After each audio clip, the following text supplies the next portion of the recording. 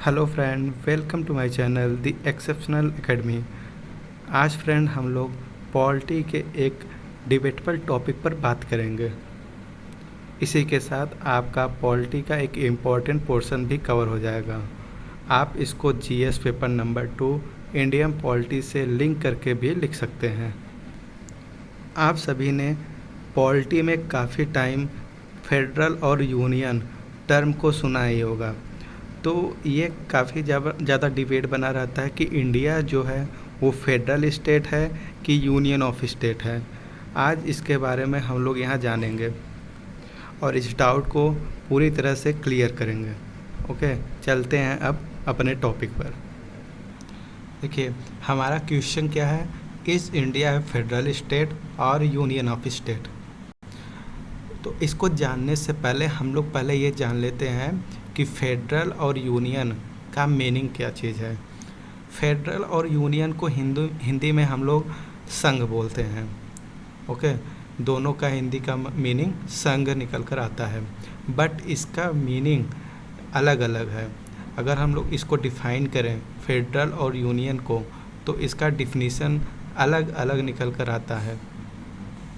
हम लोग अगर यूनियन की बात करें तो कह सकते हैं कि अलग अलग पार्ट्स, या तो अगर किसी कंट्री का एग्जांपल लेकर बात करें तो कह सकते हैं कि जो उस कंट्री की अलग अलग टेरिटरी है उसको किसी माध्यम के ज़रिए से, माध्यम वो कुछ भी हो सकता है, जैसे कोई रूल्स हो गया, पॉलिसी हो गया, एग्रीमेंट, कॉन्ट्रैक्ट, इनके ज़रिए से उन सभी टेरिटरी को आपस में जोड़ करके रखना कि वो चाह करके भी एक दूसरे से अलग नहीं हो सकते, कि कल को वो डिमांड करने लगे कि हमको एक अलग कंट्री डिक्लेयर करो, तो ऐसा वो कभी न कर सकें। वो किसी एग्रीमेंट के तहत या तो किसी पॉलिसी या किसी रूल्स के तहत एक दूसरे से बंधे रहते हैं। वो चाह करके भी यूनियन में वो अलग नहीं हो सकते। ओके, ये यूनियन हो गया। अगर इसको हम लोग एक डिफिनीसन दे तो कह सकते हैं an agreement among the units and that's unit can't secede from it, मतलब वो अलग नहीं हो सकते कुछ भी हो जाए। अगर हम लोग अपने कंट्री इंडिया की बात करें, अब एग्जांपल के तौर पर जैसे कि समझ लीजिए कल को यूपी ये कहने लगे कि हम जो है अपने कल्चर के हिसाब से, अपनी भाषा के हिसाब से हम अलग होना चाहते हैं इंडिया से, तो वो ऐसा नहीं कर सकता। क्यों? क्योंकि इंडिया की कॉन्स्टिट्यूशन है वो कहती है कि India is A union of state. हमारे कॉन्स्टिट्यूशन में कहीं भी फेडरेशन टर्म का यूज नहीं किया गया है।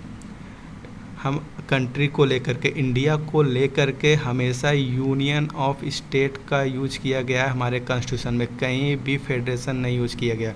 क्यों ऐसा किया गया है अभी आप लोग जान जाएंगे आखिर ऐसा क्यों हुआ है। तो यूनियन क्या हुआ? यूनियन का मतलब हुआ कि किसी एग्रीमेंट के ज़रिए या तो किसी पॉलिसी रूल के तहत जो अलग अलग टेरिटरी हैं किसी एक कंट्री को, उसको आपस में जोड़ करके रखना और वो कभी भी एक दूसरे से अलग ना हो पाए, तो इसे क्या कहेंगे?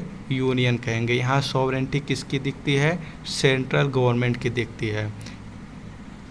अब बात करते हैं फेडरल। फेडरल क्या चीज़ होता है?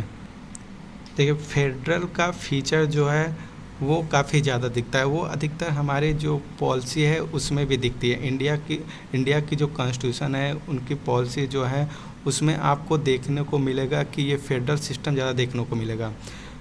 होता क्या है इसमें डिवीज़न ऑफ पावर देखने को मिलेगा, रिटेन कॉन्स्टिट्यूशन होता है, इंडिपेंडेंट जुडिशरी रहेगी और बाइकैमरलिज्म की थ्योरी रहेगी। मतलब जो फेडरल स्टेट होती हैं उसकी कैरेक्टरिस्टिक क्या होती हैं? Division of power.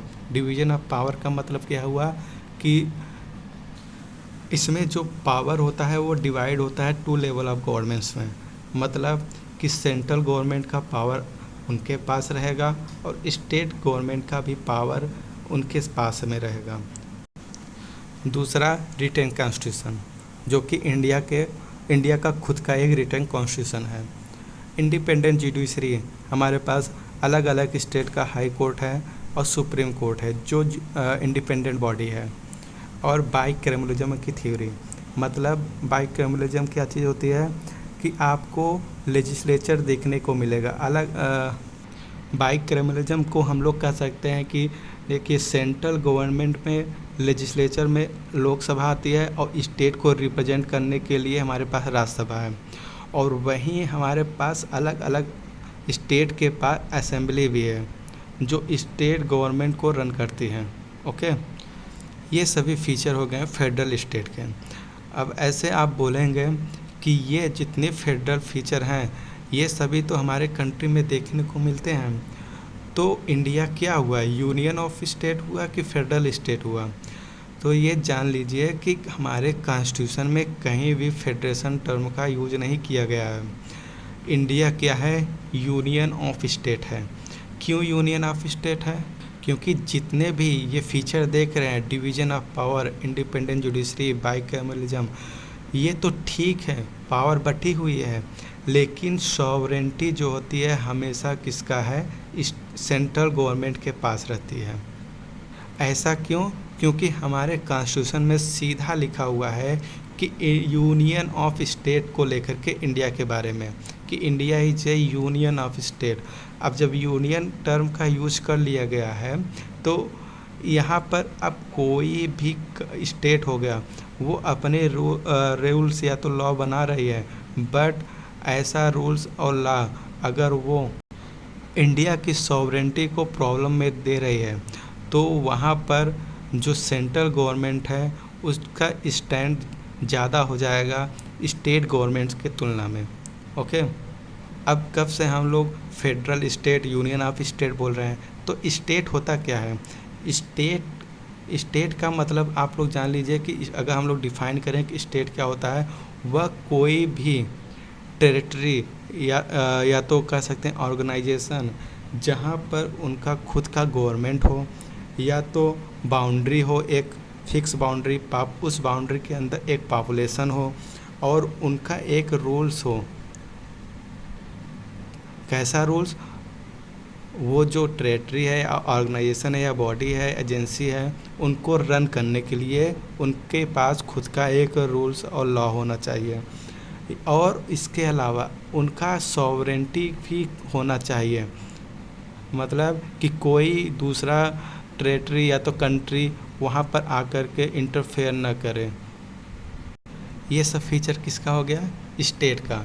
अगर स्टेट को कोई पूछे स्टेट क्या होती है तो वह कोई भी ऑर्गेनाइजेशन हो सकता है, कोई भी टेरिटरी हो सकती है, कोई एजेंसी हो सकता है, कोई भी बॉडी हो सकता है, जहाँ पर वो एक गवर्नमेंट देखने को मिलेगा और एक बाउंड्री देखने को मिलेगी कि हमारी यहाँ तक बाउंड्री लगती है और उस बाउंड्री के अंदर इतने हमारे पॉपुलेशन भी है, और उनका खुद का क्या होना चाहिए, रूल्स होना चाहिए, लॉ होना चाहिए, और खुद का सॉवरेंटी भी दिखना चाहिए। ये क्या शो करता है? ये स्टेट की कैरेक्टरिस्टिक शो करती है। ओके, अब बहुत जो इंटेलेक्चुअल है वो कहते हैं कि जो इंडिया का कॉन्स्टिट्यूशन है वो क्या कहती है? वो कहती है कि federation in form but unitary in spirit. अब इसका मतलब क्या हुआ? इसका सीधा मतलब ये हुआ कि हमारी जो इंडियन कॉन्स्टिट्यूशन है आपको वहाँ पर फेडरल फीचर देखने को ज़्यादा मिलेगी। हर जगह डिवीजन ऑफ पावर भी है, written constitution, independent judiciary, bicameralism सब है, बट फेडरल फीचर होने के बावजूद जो सेंट्रलाइज्ड टेंडेंसी है वो आपको इंडिया में देखने को मिलेगा कि जितने हमारे स्टेट हैं वो किससे जुड़े हुए हैं? सेंट्रल गवर्नमेंट से। सेंट्रल गवर्नमेंट की सॉवरेंटी ज़्यादा है। ओके, आपको सेंट्रल गवर्नमेंट की सॉवरेंटी देखने को मिलेगा। इसीलिए कहते हैं कि federal in form but unitary in spirit. तो काफ़ी टाइम एग्ज़ाम में पूछ लेता है कि इंडिया क्वासी फेडरलिज्म की थ्योरी लेकर चलता है, बट ऐसा नहीं है। हमारी कॉन्स्टिट्यूशन क्या कहती है वो लेकर चलिए। हमारी कॉन्स्टिट्यूशन बात करती है यूनियन ऑफ स्टेट के बारे में। फेडरेशन वर्ड का यूज कहीं भी नहीं किया गया है हमारे कॉन्स्टिट्यूशन में। अब ऐसा क्यों हुआ है इसके बारे में हम लोग अभी बात किए कि कोई भी स्टेट ताकि कल को यह न कहे कि हमको एक अलग कंट्री डिक्लेयर करो। अपनी रूल्स बनाइए, अपनी लॉज बनाइए, अपने हिसाब से अपने स्टेट को रन कराइए, बट अलग होने का बात न करिए। इसीलिए कॉन्स्टिट्यूशन में यूनियन ऑफ स्टेट मेंशन किया गया है, फेडरेशन की बात नहीं किया गया है। होप आप लोग समझ गए होंगे कि इंडिया को यूनियन ऑफ स्टेट क्यों कहते हैं। ओके, तो आज के लिए बस इतना ही। मिलते हैं नए वीडियो के साथ, तब तक have a nice day, goodbye and take care.